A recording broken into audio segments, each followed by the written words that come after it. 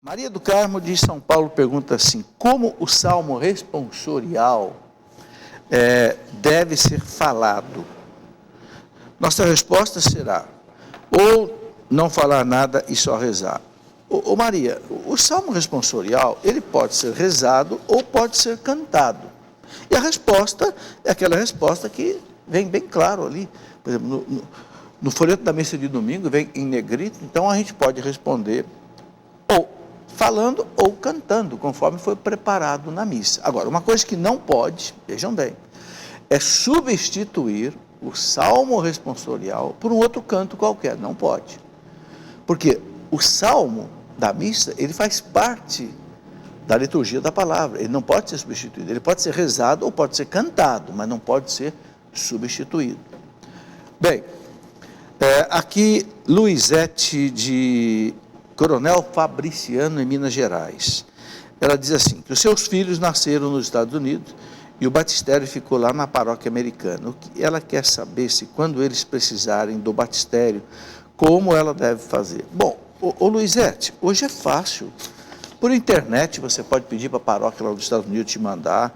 Eles podem até escanear o documento e mandar para você escaneado pela internet. Então hoje é muito fácil. Peça o batistério dos seus filhos, porque seus filhos vão precisar do batistério para a hora do casamento, né, e para outras coisas. Então, peça esse batistério, até por internet, ou peça alguém, amigo seu, que ainda está nos Estados Unidos, para enviar para você. Edmir de Taubaté pergunta o seguinte: depois da pessoa ingerir 4 ou 5 latas de cerveja, pode rezar, mesmo depois de ter ingerido bebida alcoólica? Depois de 4, 5 latas de cerveja, vai ser difícil. Tá? Deixa para beber a cerveja, né, depois de rezar, porque antes vai ser difícil. Porque oração exige concentração. Né? Olha, a gente sabe que a cerveja tem 5 a 6% de álcool. Não é uma concentração de 4 latinhas de cerveja, dá para tirar o sujeito da concentração. Hilda, que é de Brasília, ela pergunta o seguinte: sobre o dízimo, 10% que devolvem para a igreja, ela tem um desconto no salário de um imóvel, efetuado no dízimo do valor, com o desconto ou sem desconto? Bom, Hilda, vamos esclarecer aqui o seguinte: a igreja, primeiro, não obriga que a gente dê 10% de dízimo para a igreja. Algumas pessoas perguntam: eu vou tirar do líquido do meu salário, eu vou tirar do bruto? Veja bem, a igreja não obriga você a dar 10%. Não tem nenhum documento da igreja, nem o Código de Direito Canônico, você pode conferir, nem o Código de Direito Canônico, nem catecismo da igreja. O Novo Testamento não fala em dízimo de 10%. É bonito dar 10%, é bonito, é louvável, quem quiser dê. Agora, não é obrigado, não, a gente não pode obrigar ninguém a isso. Tá? Se a pessoa quiser dar 10%, dê 10%, se quiser dar mais de 10%, dê mais de 10%. Então, você é que escolhe. Né? O que diz o catecismo da igreja? No 5º mandamento da igreja, não os 10 mandamentos da lei de Deus, mas o 5º mandamento da igreja diz assim, né, que o católico é obrigado a ajudar a igreja nas suas necessidades materiais, conforme as suas possibilidades. Ora, então tem gente que quer ajudar, doa até um terreno para a igreja, construir uma capela, conforme as suas possibilidades. O outro quer pagar 10% todo mês, pague. Ah, mas eu não posso, então não pague. Entende? Agora, todo mundo é obrigado a ajudar. E o dízimo é para a igreja, não é só para a paróquia. Não, o dízimo é para a igreja. Você pode dar uma parte para a paróquia, e, na verdade, a primeira parte deve ser da paróquia, porque é ali que você recebe assistência espiritual, os sacramentos, né? Mas você pode ajudar outras instituições. A ajuda que você dá à Canção Nova, a ajuda que você dá a outras instituições da igreja é dízimo também. Não tenha dúvida disso. Bom, Emanuel, do Rio de Janeiro, pergunta assim, diz assim: já fui casado, me divorciei, depois voltei a morar com a minha esposa. Que bom! Ô Emanuel, isto me causa algum impedimento diante da igreja? Nenhum. Se você foi casado, divorciou, o divórcio é uma lei civil, não é uma lei religiosa. Então, se você divorciou ou não divorciou, não mexe em nada o teu sacramento. A pessoa que divorciou não extinguiu o vínculo matrimonial. A única coisa que extingue o vínculo matrimonial, você deixa de ser casado, é a morte do cônjuge. Aí sim. Aí você volta ao estado de solteiro. Entende? Por isso que eu não uso mais a minha aliança. Não é porque eu quero casar de novo, não. É porque eu não sou mais casado. Eu agora sou solteiro, sou viúvo. Né?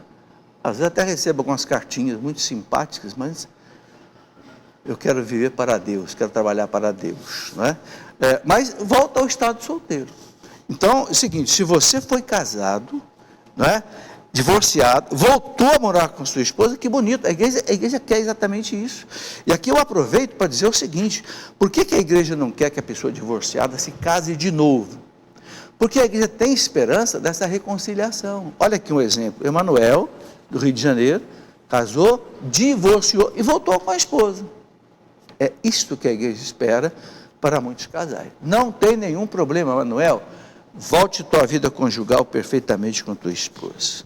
Luiz Antônio de Taubaté, Luiz Antônio dos Santos, gostaria de saber se na segunda volta de Jesus, se ele volta em corpo ou apenas em alma. Ô Luiz, Jesus tem corpo, e Jesus não se separa mais desse corpo, não. Jesus é um homem e é Deus, então ele vai voltar no seu corpo. Só que tem uma coisa, é uma dimensão que nós não sabemos explicar. Por exemplo, quando Jesus apareceu aos apóstolos, ressuscitado, no cenáculo, ele entrou no cenáculo com as portas fechadas, sem rasgar as paredes. Por quê? Porque o corpo ressuscitado, ele não precisa mais de tempo e de espaço para existir. Ou seja, o corpo ressuscitado, ele pode passar dentro de uma parede, porque ele não precisa mais de espaço. Você fala, não estou entendendo. Eu respondo para você, nem eu. E não dá para entender mesmo. Só na eternidade. Então, Jesus tem um corpo, o mesmo corpo que ele tinha na terra, ressuscitado, só que esse corpo agora está numa dimensão nova de vida que nós não sabemos explicar, nem a igreja sabe explicar. Bom, sabe, quando eu estudei um pouco de teoria geral da relatividade do Einstein, quando eu fiz meu doutorado no ITA, eu entendi um pouco dessa questão. Não é? Eu já expliquei aqui, por exemplo, que você mede uma caneta dessa aqui parada, ela tem 20 centímetros. Se essa caneta passar aqui na velocidade da luz, ela tem tamanho praticamente zero. É a relatividade. Então, né, isso tudo na eternidade é completamente diferente da nossa realidade aqui. Thaís, de Colatina, no Espírito Santo. Sua mãe é viúva e sempre foi muito católica. E agora ela está tendo um relacionamento com uma pessoa que segue uma religião que acredita na reencarnação. Gostaria de saber o que isso representa para a religião católica e o que isso pode influenciar na fé da sua mãe e também na sua família. Bom, o que pode influenciar, Thaís, é difícil dizer. Depende do grau de influência que essa pessoa com quem a sua mãe está se relacionando pode influenciar a ela e pode influenciar a sua família. O importante a dizer aqui é o seguinte: a nossa fé católica não aceita essa doutrina da reencarnação. Se a gente pega aqui a Bíblia, carta aos Hebreus, capítulo 9, versículo 27, Hebreus 9, 27, elimina para nós a questão da reencarnação num versículo. O versículo Hebreus 9, 27 diz assim, né? Só você procurar aí e você ler. Está determinado que cada um morra uma única vez. Então não existe reencarnação, porque a reencarnação são sucessivas mortes. Cada um morra uma única vez e em seguida vem o juízo diante de Deus. Pronto. Então, a igreja não aceita a reencarnação, a igreja respeita aqueles que acreditam nisso, não quer guerra com ninguém, mas o católico, a igreja pede que não acredite na reencarnação. Por quê? Porque a pessoa pode pensar assim, eu vou morrer, vou voltar. Então, se eu vou voltar, então eu vou viver aqui a minha vida folgadamente, quando eu voltar eu conserto. Opa, Só que a igreja diz, você não vai voltar. E se você se perder nessa vida, se perdeu para sempre. Entendeu? É por isso que a igreja insiste nessa questão. Bom, Romice Barbosa, que é de São Paulo, ela diz assim, que não podemos confundir a vontade de Deus com a permissão de Deus. É verdade. Quero saber, como podemos saber se o casamento é da vontade de Deus? Bom, o casamento é da vontade de Deus, foi Deus que instituiu o casamento. Agora, se é vontade de Deus eu me casar com determinada pessoa, aí é outra coisa. Aí a gente precisa viver um tempo de namoro. O namoro é para isso, para saber se você tem afinidade com aquela pessoa. Olha, gente, Deus não vai aparecer para ninguém e dizer assim, olha, esta é a tua cara metade, esta é, como é que o pessoal fala, alma gêmea. Não vai, porque Deus me deu inteligência, Deus me deu vontade, Deus me deu capacidade de conhecer a pessoa, então eu vou conhecer a pessoa. Será que essa pessoa tem os mesmos valores que eu tenho? Essa pessoa aceita o que eu aceito? Entende? Eu costumo dizer para os casais, se no namoro já começou a ter briga, acaba logo esse namoro. Por quê? Porque se casar, vai brigar mais ainda.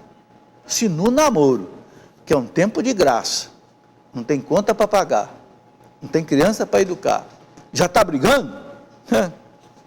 A hora que lá no casamento chegar, conta para pagar, supermercado, farmácia, padaria, ai... Entendeu? Se no namoro já brigar, então, o namoro é para isso.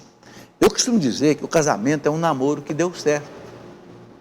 Então, a pergunta dela é interessante, né?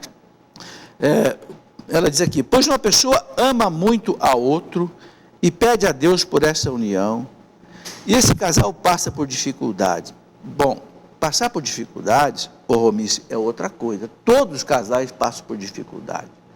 Mesmo os casais que se amam, sabe, porque nós não somos anjos. Os defeitos do marido irritam os defeitos da mulher, e vice-versa. Então, é normal que o casal tenha algum desentendimento. Agora, o que é importante é que se entendam. O triste não é o casal se desentender, e até brigar, não. O triste é o casal não se reconciliar. Entendeu? Então está aí. Ela pergunta, por que o casamento é uma luta? Passamos por várias provações. É uma luta mesmo.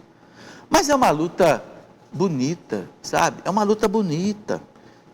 Eu fui casado 40 anos. Criamos 5 filhos, temos 10 netos. Que coisa bonita. Você olha para trás e você vê o que você fez. Você construiu uma pessoa, a pessoa construiu você. Né? Claro que tudo isso é uma luta. É uma luta, mas é uma luta assim que a gente enfrenta, né, como se diz, com galhardia, né, com alegria. Simone de São Paulo, uma pessoa que se casou na Igreja Católica com 16 anos e o marido não era batizado. O casamento mesmo assim é válido? Qual a importância do sexo no casamento? Bom, 2 perguntas. A primeira, se o casamento é válido. Bom, veja bem, para que uma pessoa se case, ela tem que ser batizada. Por quê? Porque nenhum sacramento da igreja pode ser recebido sem a pessoa estar na igreja. Estar na igreja quer dizer ser batizado. Em casos muito excepcionais, né, pode haver aí algum tipo de dispensa muito raro do bispo, mas a norma é essa, tem que ser casado. Então, preciso verificar junto a um tribunal eclesiástico da igreja, se esse casamento foi válido ou não. A questão da idade, 16 anos, aqui, olha, a igreja no Brasil exige uma idade mínima de 18 anos para o rapaz e 16 anos para a moça. Se casar com menos do que isso, o casamento não é válido. Então, tem que verificar também a idade. Bom, qual a importância do sexo no casamento? O sexo é importantíssimo no casamento. O sexo é para o casamento, é para o casal. Tem 2 dimensões, unitiva e procriativa. É para unir o casal. O ato sexual no casamento é como que a liturgia conjugal. o casal celebra as suas vitórias, o casal celebra as suas lutas, entende? E aí o casal gera os seus filhos. É uma coisa maravilhosa. Eu até escrevi um livro, não sei se ele está aqui, está, né? Vida sexual no casamento. Aqui eu coloco, porque muitas pessoas me perguntam por e-mail, o que um casal pode fazer no ato sexual, um casal católico, o que não pode? Então está aqui esse livro. Esse livro tem a aprovação eclesiástica, ou seja, o imprimato do nosso bispo. Isso quer dizer que eu estou autorizado a publicar o que está aqui, ok? Vida sexual no casamento.